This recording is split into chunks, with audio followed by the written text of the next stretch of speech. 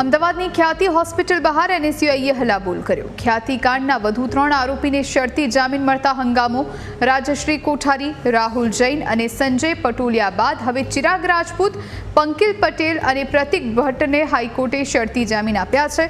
આરોપીઓનો જામીન પર છુટકારો થતાં એનએસયુઆઈના કાર્યકર્તાઓએ હોસ્પિટલ પર પહોંચી વિરોધ પ્રદર્શિત કર્યો। ખ્યાતિ હોસ્પિટલના ગેટ પર મોતના સોદાગર સહિતના સૂત્રો લખેલા બેનર્સ લગાવી વિરોધ દર્શાવ્યો હતો। ખ્યાતિકાંડ માટે જે આરોપીઓ જામીન પર મુક્ત અત્યારે ફરી રહ્યા છે એની ઉપર નામદાર હાઈકોર્ટે આ જામીન રદ કરવા માટે આજે અમે અહીંયા મૌન ધરણાનું આયોજન કર્યું હતું ખ્યાતિ હોસ્પિટલ આગળ।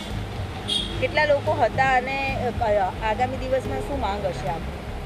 આગામી દિવસમાં બસ એ જ માંગ હશે કે આરોપીઓને કડકને કડક સજા થાય અને આગામી દિવસમાં અમે પણ ઉગ્રમાં ઉગ્ર વિરોધ કરવામાં આવશે અમારા દ્વારા।